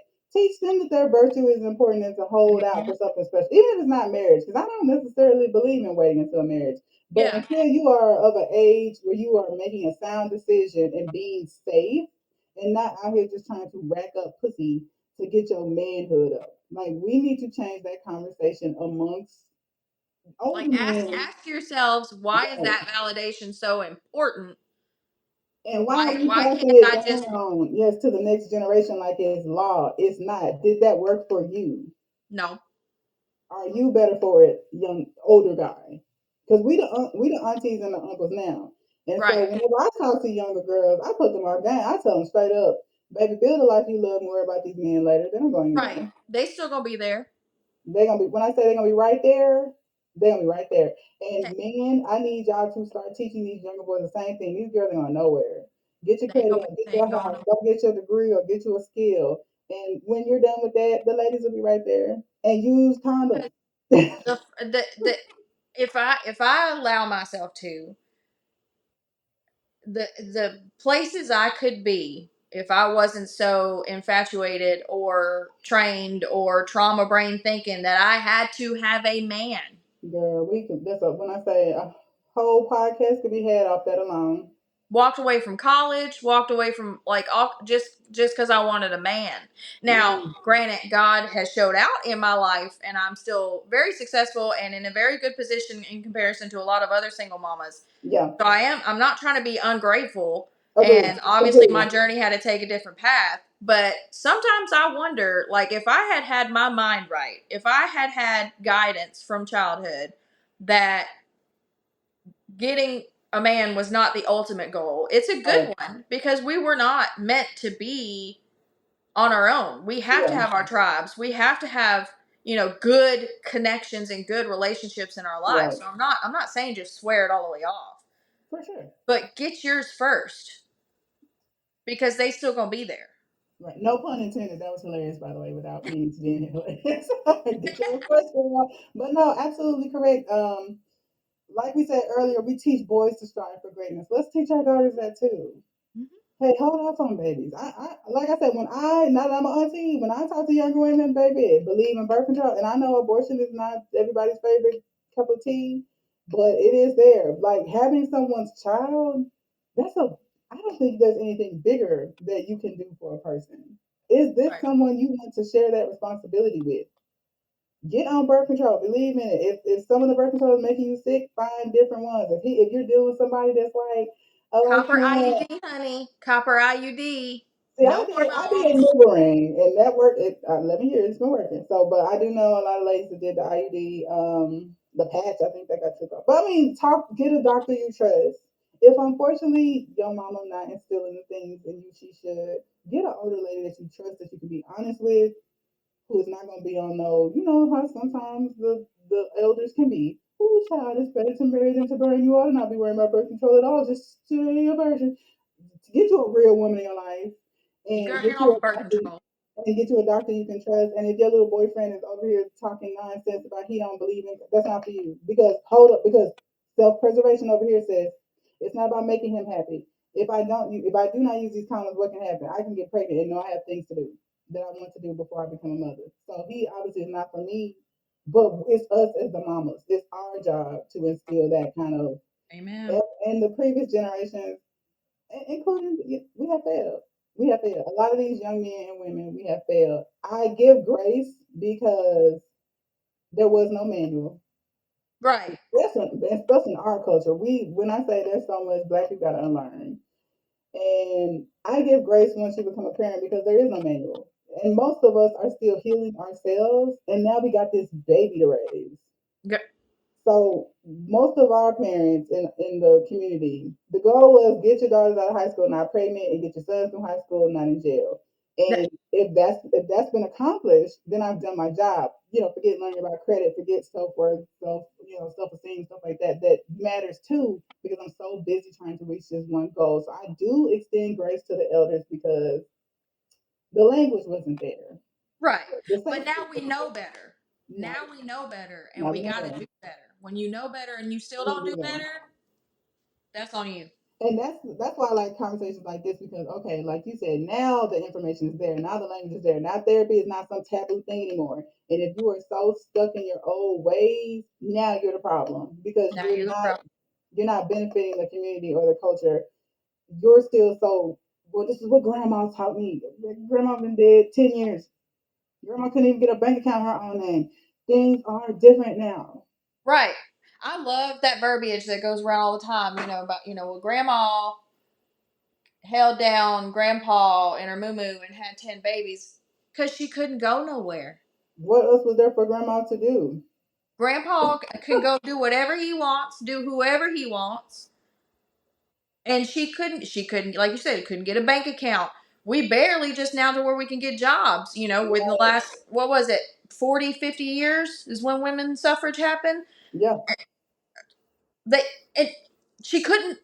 she could not. Now we can. And that's why now divorces are initiated by women because we Mhm. can get out. Right. So we gotta teach our daughters. Don't just give her life skills or just the necessary life skills become a good way for a mom. Even from starting at childhood, when we were little girls, what we got the little doll that can sit on the toilet and pee, and you can change her diaper, and we got Barbies, and boys got like Nerf guns and Nintendos. They've been schooling girls from childhood with it in mind that you are going to be someone's mama, so you better be prepared. If y'all not gonna equally do that with boys, move around. My boy's got a doll. What kind? It's actually it's a stuffed little boy kid whatever, and some people have tried to talk about it, and I'm Mhm. like, I want It's him to be a okay. good father if he chooses to be a good father. Yeah. Now's the time he needs to start practicing. What's wrong with him being okay with carrying around a baby? Because that's for girls and black. I mean, it's so much we just need to unlearn, which is why we have these women. And I didn't believe we talked about this on a previous podcast. I used to kind of roll my eyes when married women would be like, "Oh my gosh, it's so hard, blah blah blah," because I'm literally over here doing every fucking thing by myself. But with maturity and with growth and with talking to these women, it's almost like having a third child. Sometimes these incompetent husbands, I was a because married single mom. yeah, I when I first heard that, I was like, "Girl, what the fuck is that? Just shut up." But no, I was it's raising very two babies. real. It's very Two, real. And two then babies, and one of them wasn't even mine. and here's the thing: the bigger baby can be angry. He can be controlling. He can cause stress. He can cause pain. At least the other baby is helpless. But so that's That's why true. we boy moms of today. The only way the cycle will break is if we step up because people hate us and rightfully so. I don't even get mad anymore. Like when I see those down with boys, there's actually a hashtag. Like when I see those, I used to get kind of offended because I'm thinking to myself, sis, we're not all like that. But when it's kind of like with the All Lives Matter or stuff like that. When the good ones aren't really doing nothing to check the others, then we are all viewed in that light. All of y'all are That- emotional incest. All y'all We're create enabling it. all of y'all create mama's boys, all of y'all, and it's like, okay, I see why they feel that way, and I can't really be too upset. All I can do in my home and with the boys that I'm in community with and can reach is to teach them these principles, even if they're not what I was given, even if they're not what my father was given. Have different emotions, treat women with respect, respect yourself enough to clean up behind yourself. Nobody owes you anything. Like since my boys were little. Hmm. What I've My been telling my them. ultimate goal, like above all and Mhm. everything else, as a boy mom, is I want to raise a young man who becomes an adult man that other women's daughters won't be afraid of. Girl, that was beautiful. Fucking A. Yes. High Like five. even I want him to be such a safe man to be around that even if he walks up on them in an alleyway, they just know. I love that. And that is so beautiful. Like, yes. I don't. It's unfortunate that sometimes the nice guys do get ran over, and I know that that comes with that. But also, that's our job too to be like, you are a nicer guy. You are not like what most men are Teach going to these be. boys that these girls are not objects; they are people too. Right. So Starting young. you're a rare breed, but with that knowledge, know that when you're not getting reciprocation, to get up and go for the table because you need to know your worth and value. You are a rare breed. Yeah. You're being raised a different way, and that makes you special. And there are some people that will see you, some women that will see you as an easy mark. They will Mhm. see you as a duck. They will because they looking through the eyes of internalized misogyny, so they see you as the type of man they can play. Don't sit there and get played. Know your love yourself enough to be like, you know what, I'm a good dude. I can go Exactly. out there and find me a partner. There's many women who appreciate this, and you're not it. So that's on us too. We gotta instill all that, and it's hard, especially in a society where it's like from everywhere. But what's the word you use? Because I really liked it. Which one? Competent. What is it? Incompetence Weaponized incompetence. is like lack of Like you're accountability. All telling of me that. you can go and do your job and run these machines or make these sales or do all this stuff, but you when I ask you to take the trash out, you forget how it works. Right. You can fix a motor. You can cut But a you don't know table. how You to wash can, a dish or load a dishwasher. all the plays of football, but you can't change a diaper without help. What's up? Like, what are you doing? So, number 4, how to show up in relationships, which you already kind of talked about, but we already kind of said prepare girls, boys and girls to be thoughtful, considerate, respectful partners. Hmm. And I'm they not have to, gonna. and if there's anything else that I haven't learned is that that starts inside themselves. Like Sure. I couldn't demand respect from other people if I didn't respect myself. Facts. And now that I respect myself, it's an automatic demand. Sure. Very much so. So if I can help my son have that self-respect, that self-love, that Hmm. self-worth, that autonomy as a person as a whole, body Yes. autonomy, mental autonomy, all of that, just at least have a good sense of who he is, Right. then he is better prepared to love somebody else correctly. He is better prepared to Yeah. be a good manager that's going to take care of his people. He's better prepared to be a church leader that breaks the stigma of Mhm. patriarchy in the church. And Amen. and especially with like you brought up with All Lives Matter and Black Lives Matter and all the strife that came up, got stirred up during that time. Yeah. Learn, and I feel like our group taught me a lot Hmm. because I feel like I can relate on some level because I'm a woman, but at the same time, though, I'm also a white woman, so my Yeah. experience in the world is different than yours. Yeah.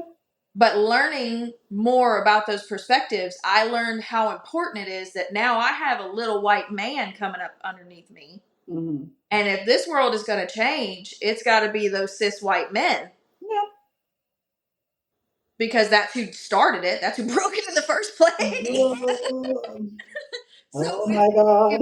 if you because that's another thing too is you hear these men talk about their friends and one of their friends, there's always the one guy in the friend group that's just terrible to women, that he's just running through women and he just treats them like shit, and I just I'll look at him like, and y'all don't call him out because we can bitch and complain all we want, he's not going to do Girl. nothing until he's held accountable by the men around him. What good? When I say we just talked about this on another podcast, and I told my guy brother the conversation amongst men must change first Mhm. because y'all are where you want to be or not, you're leaders. At least that's what y'all say y'all want to be. So with that being said, even with what we're talking about now, we as women, like of course we got our hands on our babies, but we are not their only influence. Yep. So if there's enough pressure from their little homeboys who aren't being raised the same way, and not necessarily everything, because I believe when you plant a seed, it's there. Whether it's getting, even with other things planted around it. So it's in them, but pressures can start to get to them. So maybe if Peer all their pressure's a little, thing. it's a real thing. It's for girls and boys. So if all their little homeboys are getting laid and they just that and third and they being disrespectful to women, then our little cornball son sitting there trying to be virtuous and all this, he's gonna start to feel that pressure. Unless he chooses better friends, which is also something I talk to my kids about. But even still, who doesn't like that's part of the human experience is wanting to fit in, wanting to be accepted. Right. And Yep. so even if we as women instill all we can, we are not the only influence. So if the conversation changes amongst men, why? Because men respect other men. Younger men respect older men. If the OGs are sitting here talking about, no, boy, you ain't got no pussy yet, you 17 years old, what you mean? What you mean you cook and clean and cook and clean and do all that? You supposed to get you a little started to do all that shit. If the OGs are undoing everything we're trying to instill because they haven't healed or because they never had the safe space or no one ever told them that, hey, you're valuable, you don't have to just go out there slinging dick, then you're, whether you mean to or not, you are handing it back to that other generation and the cycle is starting. It's, And I'm glad you also brought that up. That this is also proof is why villages are so important. The mm-hmm, people you surround your children with are so important because, like, on one hand, we had talked off camera talking about the Quiet on Set documentary. That village failed all those children, big facts. A but few tried and and they were silent. that's the extreme bad.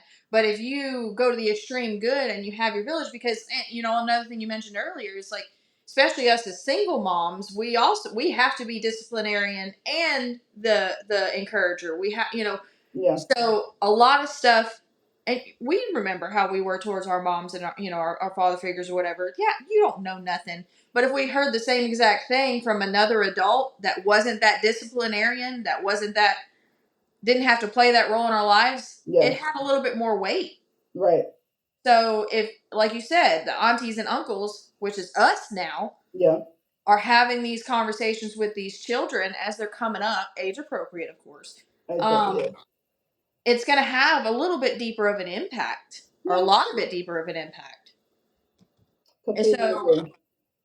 so it's our jobs as the parent to hold our villages accountable and So make sure that they are the role models that we want around our children. true, But at the same time, as the village, if you are going to be in my child's life, this is an expectation I have of you. right, You're going to have to help me instill these things in him. right, and that's hard too. Like you might have friends. A lot of my friends had girls, so their views on men and how boys should be raised was still very internalized, misogynistic, and sometimes they would kind of back and say things, or if Jay they would cry or whatever, or he being soft and da da da da. And it's like, hey, I'm kind of teaching him at home that we feel all the emotions, so you calling him soft because he failed to bust his knee, which is a normal thing, and is crying, it's kind of counterproductive to that.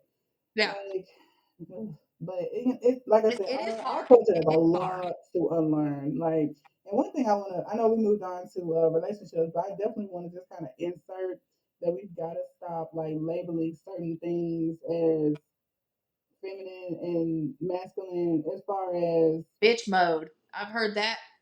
There, there's a group of boys, little boys, neighborhood boys. I live in a neighborhood that come down Mhm. here and play this basketball goal that's right in front of my house. And I was hearing how they was talking to each other. I had to say something today.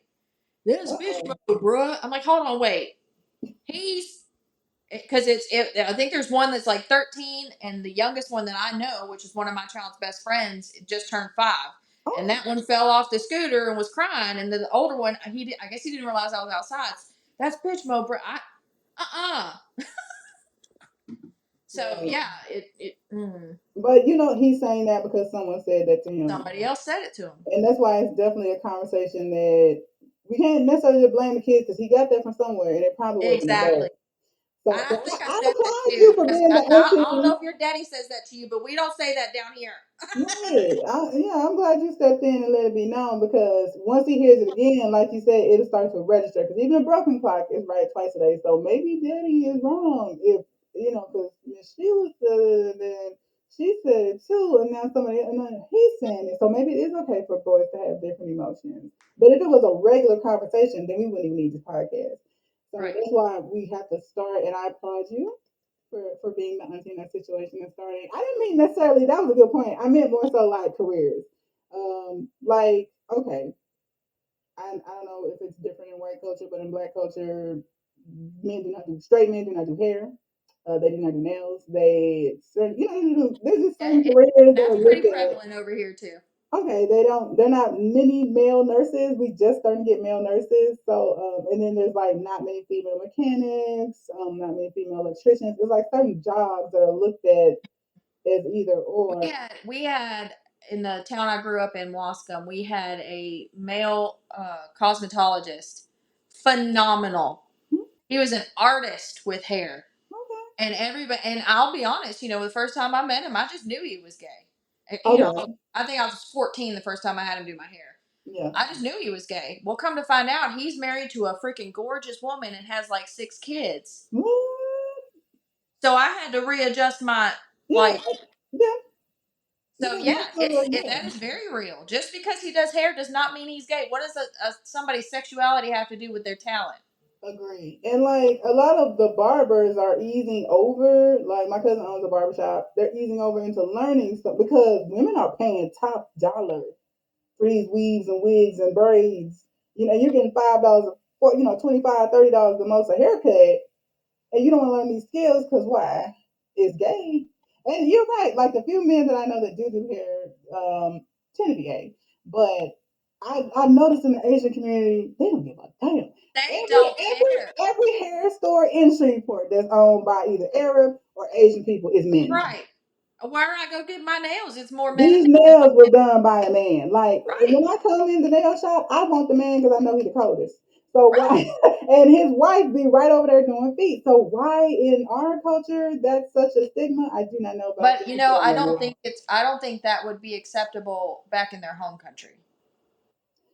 I don't know. I've never asked, so that's definitely something to look into. I felt like it was a trade they brought over with them. Like I don't think they come over here and learn it. I think they learn it back there and bring it here. But I don't know, so I can't speak on it before I ask I might that. be wrong, but But I will say this: I've never questioned, when they come and sit down and do my nails. I've never thought, oh, he must be gay. No, his wife right there, she just gave me a coat. So I mean, like, why, why in our culture it's such a stigma? I do not know, and not that I feel like there are a lot of young boys that have so many gifts outside of sports that so they never. There are so many pianists, so many poets, so many tap dancers, so many many dancers. You know, vocalists that has this vocal range. And no, you don't have to end up being an R&B singer. If you want right? to be an opera singer, that doesn't mean that you're any less of a man. Opera singers travel the world, and there's so many, especially in the hood, so many talented little boys that have these gifts that they end up taking to the grave because they were viewed as feminine. Like, let these gifts flourish. Everybody don't want to play basketball, and Hmm. like one time, I know we reaching with the time, but quick story. So when JJ played football, I think he played flag, so he had to be like 6 or 7, and he did okay that year, but me being a more free thinking mom, I let my baby shift himself. So the next season was coming, and his coach had wrote me on Facebook and like, hey, is JJ gonna play this year for us? And I was like, let me ask. That's my response, and I was like, let me ask him. And I went and asked him. I was like, do you want to play? And he was like, no, it was a little too rough for me. In 6-year-old terms. And I was Yeah. like, so I wrote back and I was like, well, he says he don't want to play, but thanks for the invite. I mean, he went off on my ass. He was like, that's what's wrong with y'all single mamas now. Y'all be letting these kids tell y'all what they is and ain't gonna do. I said, hold on. Excuse me.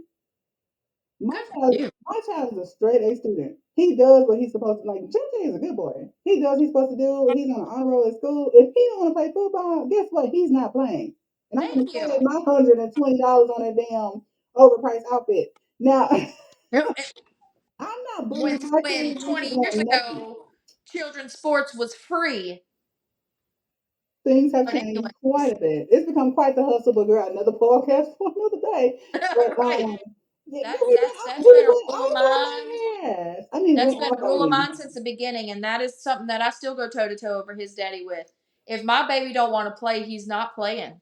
Okay. Now, I do see the value of him being involved in something. Right. So, like right now, he's obsessed with karate. He don't Oh, want to I play love those it. sports. And my little boy loves sports. He loves basketball, football, but he's more focused on karate. So I'm not gonna make him play nothing. Right. Agree. Like as long as they're getting community somewhere, my boy, he wants to be an engineer. He's more into computer science and stuff like that. He's There part of you go. extracurricular clubs at school. He has community. He just doesn't like sports. And just because he's a tall, skinny black boy doesn't mean he has to play basketball. Like Right. if he What wants to, fine. is today? And I apologize for saying this, but I think I have to because I'm the Caucasian person. You have to watch out because that's today's form of slavery. Sports? Oh, I believe it.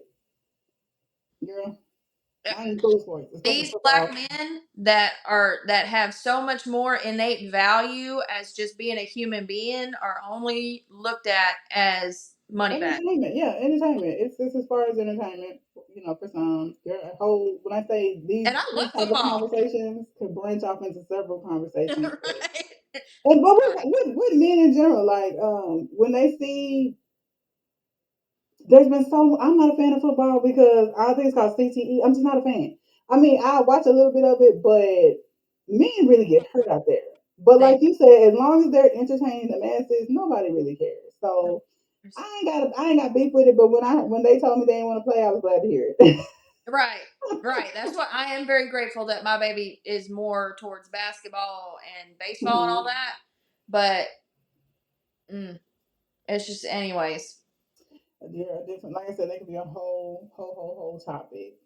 So, oh yeah, back to relationships really, really quick before I let you go. So, something I wrote down. We already said teach boys and girls to, you know, be taught equally to be respectful, thoughtful partners, not just girls. So just prep them, prep boys too. You know, teach them how. Some people like they say the boy moms take it too far by making them take us on dates. So I have stopped doing that.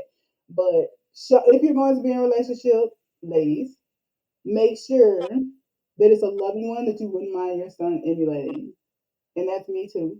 Yeah. It's more than oh, I have needs. I'm a woman. Okay, your child is watching. So once that relationship starts to get to a point where okay, would I want my son to emulate this man's behavior? Then it's time for that man to go, and vice versa with men. I know I might not be a girl mom, but I was a daughter. And if you think that girls are not looking at the way you all treat women, you a cold blooded motherfucking lie. They see everything, children or Everything. not, and they are soaking it up. If they see you treating mama well, respecting her, being a partner to her, even if y'all are divorced, still speaking highly of her, being a real champion for her, they will take that expectation into a relationship with them. And if you are being a whoremonger, a womanizer, believe you me, they are absorbing that as well. So it's not just talking, you have to walk the walk because children are Yeah. sponges. And I can attest to that fact with my experience going through my divorce. Hmm. One of the main reasons that I did leave is because I did not want my son seeing that how I was being treated was okay. Right. I will be completely honest, I wanted him to witness that a woman can leave you if you Yes. are not going to treat her valuably. But then also in the chaos and the drama and everything that was going down during the separation, and how his father would speak to me and treat me and Mm. everything, my 4, 5, and 6 year old, like those 3 years of his life, would question it, Mm.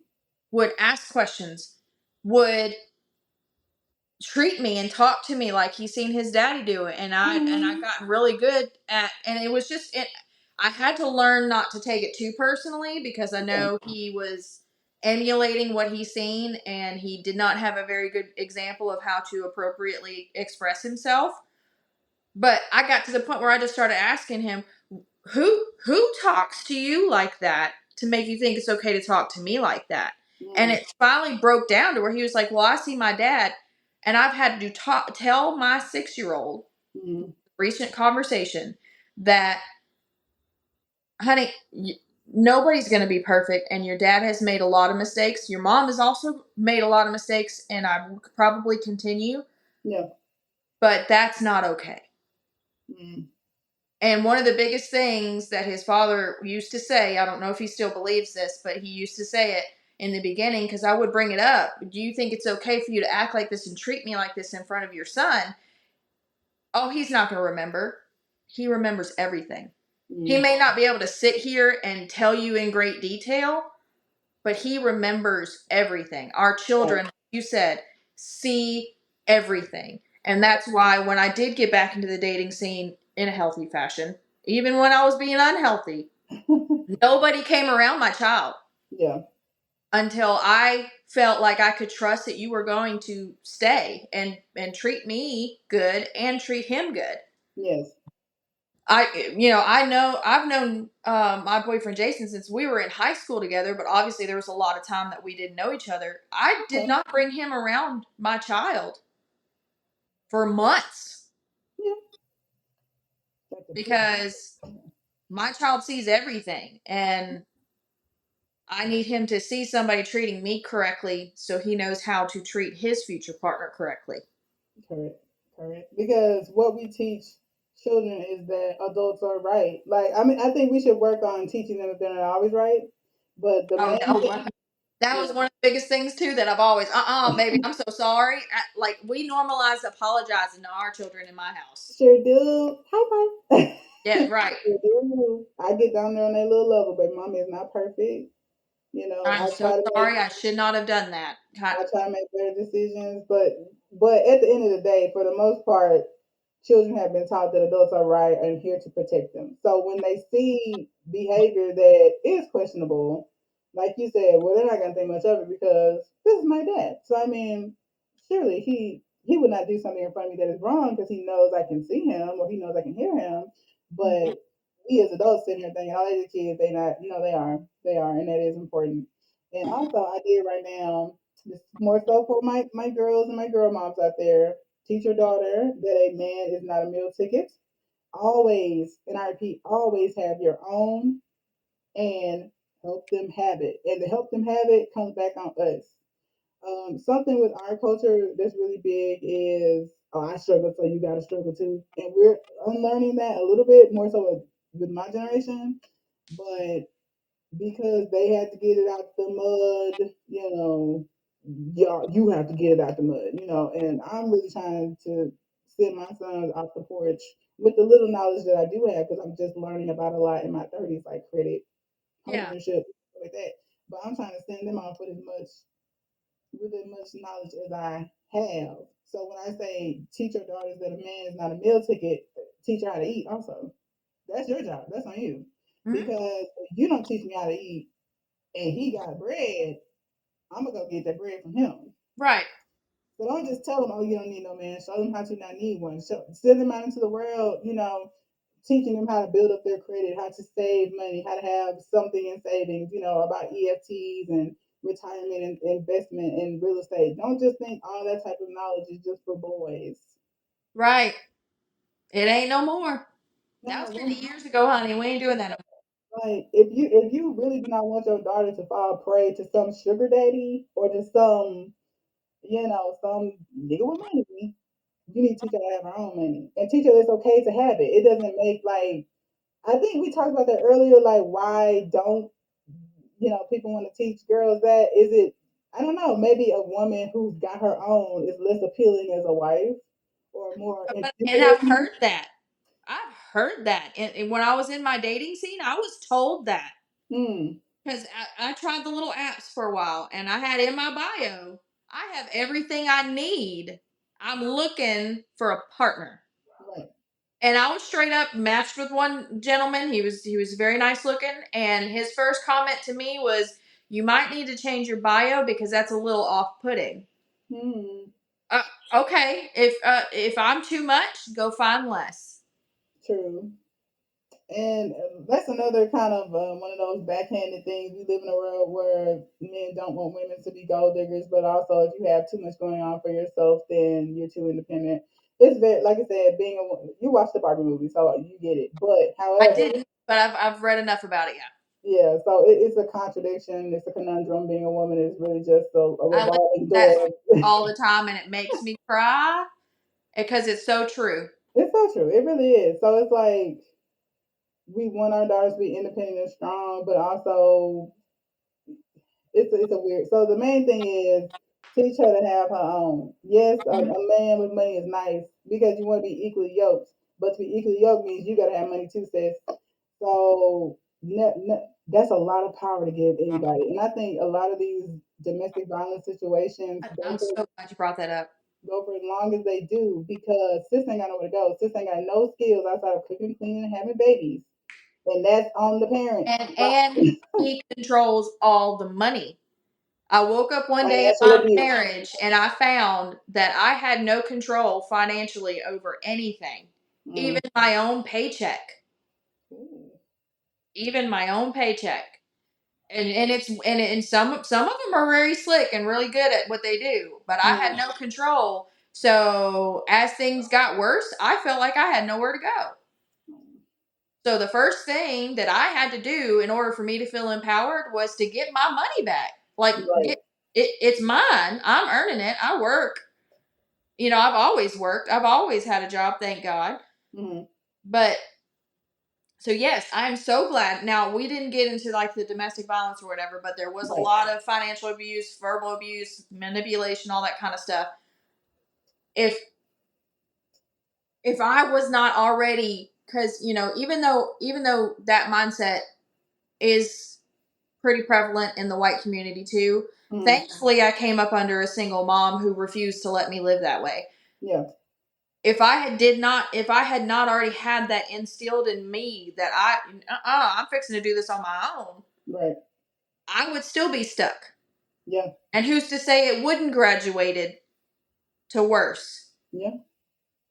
So Yeah. I'm not. This is, and I know you're not either. We are not victim blaming at all, At all. but this is a very real factor for the woman experience in this world that we're in. Right. So if we're raising little girls, we need to Yeah. prep them to where they can do it on their own.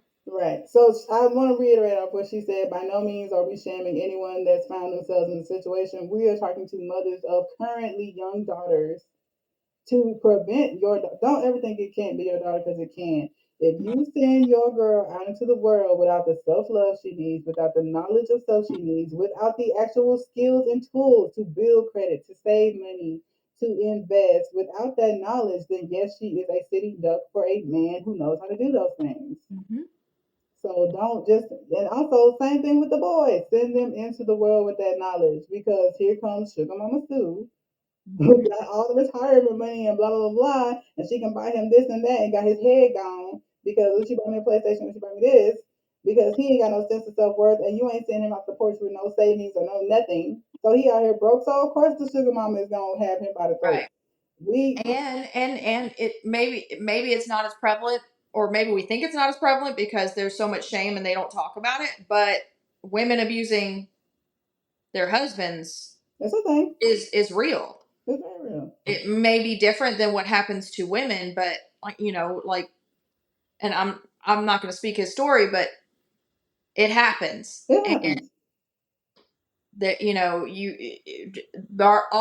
our job as a parent is to try to prep our children as best we can to navigate this world, Right. because unfortunately this world is broken. As Mm. beautiful as this world can be, as beautiful as like things like this community can be, Yeah. and connections and relationships and all the good that there is in this world, it's not all bad. Yeah. There is a lot that is very bad. Right. We've come a long way, but is there still a ways to go? Yes. So definitely send your sisters, send your daughters and sons off the porch with not only knowledge and skills, but also resources. That's on us, the parents not working on it. And I know we're not the Hiltons, but do what you can, Yeah. And I wrote down also before we go, teach your sons that a woman is not a live-in mom or maid. Learn to stand on your own and do for self. Like once they start getting older, let boys do it. Let them teach them the importance of seeing the doctor every year. Teach them the importance of going to the dentist. teach them the importance of scheduling, going to the barber shop, keeping up with themselves. Let them call and schedule their own appointments once they get 16, 17, Yep. or at least 17, 18. By then you can call and schedule your own appointment. Right. Make sure you go to the doctor every year. Go to the dentist every 3 months. Why you didn't do it for me, Mom? Because you at that age. I gotta make sure you can do that so that's not the burden of your soon to be wife. Mm-hmm. But she's the appointment scheduler in the house because you ain't never even looked at the back of an insurance card. You don't even know if you got insurance or Right. not. And then if you find a partner and acts of service is their love language and they want to handle that for Right, you, to right, love on you, to pour into you, and to make your life easier, not control, not manipulate, not any of right, the negative things that could come from it, you can allow them to, knowing right.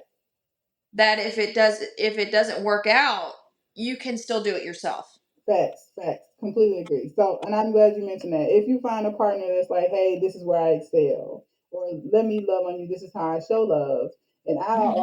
I'll handle the bill paying in the house, and you do X, Y, Z, and y'all as a partnership have come together and agreed on that, then that's Yeah. perfectly fine. However, like she said, know how to do it yourself. So Uh-huh. if that person does fall sick, God forbid, pass away, or y'all divorced, you ain't out here stuck like Chuck, not getting your colonoscopy, not getting your doctor scheduling, not getting your teeth cleaned because my wife did all that, and before that, my And husband did all that. if you have that partnership to where, like, our sons decide to be the breadwinners and they go off with whatever job and make all the money, and Mm, their wives stay home with the children, like I said, if that is what they want, I'm all 100% for it. I am not a yeah, stay-at-home mama. I can say, please somebody take my kid. But anyways, but if that's something that y'all agreed upon, not, it wasn't a necessity, right. and y'all agreed upon, how much love is she going to feel that you can come home and take over for the kids so she can Yeah, get a break, yeah, because you know how to be a father, you yeah, know how to take care of children, you are involved in your children's day to day, so right, you know that little Susie likes chicken nuggets but little Benjamin only likes fish sticks. So right. you're not having to, okay, so get it, like, you're allowed to let your partner go and take a break Yeah, and love on herself for a minute, because stay at home mom is more than a full-time job. it It's is. several full-time jobs rolled into one. I commend anybody who does it. Right. It's not for me. But so I would like to, if I could have it my way, I would like that Paxton, my son, is prepared to do that. Yeah, that they're That well he's rounded. Right, not threatened by being a father. He's not threatened by being a loving husband and pouring into his wife as much as she pours into him, right. and while still maintaining an autonomy and demanding the respect and reciprocation too. Agreed. In a nutshell, that was pretty much this whole relationship tidbit of it in a nutshell. Teach your kids, both male and female, to be loving, respectful partners, but also to have enough love and self worth for themselves that if it's not being reciprocated, to get up from the table. Let's stop teaching girls to stand by your man, be a ride or die chick. All them colloquialisms need to be unlearned because we're not teaching that to boys. We're not teaching boys to stay in dysfunctional relationships. So let's stop teaching girls that. Yeah. No, Right. for real though. But this is the type of conversation that could go on and on for days and days and days because there's so many facets to it. So I hope that in this almost 2 hours, and thank you to the few people that joined us, I appreciate that. But hopefully we have covered some kind of ground and some kind of restitution and learning was done because I certainly enjoyed the conversation. Me too, girl. It's been fun. It has been. It's always great to talk about because I love being a mom, but there are so many different there's different avenues to it, and it's not an easy job. And if you're watching this and you're feeling condemned, please don't be, because Uh-uh. in my almost 15 years of doing this, I've had to unlearn so much. I came in with an ass. I didn't think children had feelings. I didn't really see them as much as anything. And I used to get offended when I would hear people, modern parents dish. But when you sit and you listen, that there's a different way than what you've been taught, and you unlearn, and you see that the children could be better for it, your environment could be better for it, your stress level goes down, then you are open to trying something different and not just holding on to what you were given as law. It's okay to unlearn things, and it doesn't make you a bad parent Yep. if up until this podcast you've been doing things a certain way. That anything that's above growth, anything that doesn't grow is dead. You are still yet alive.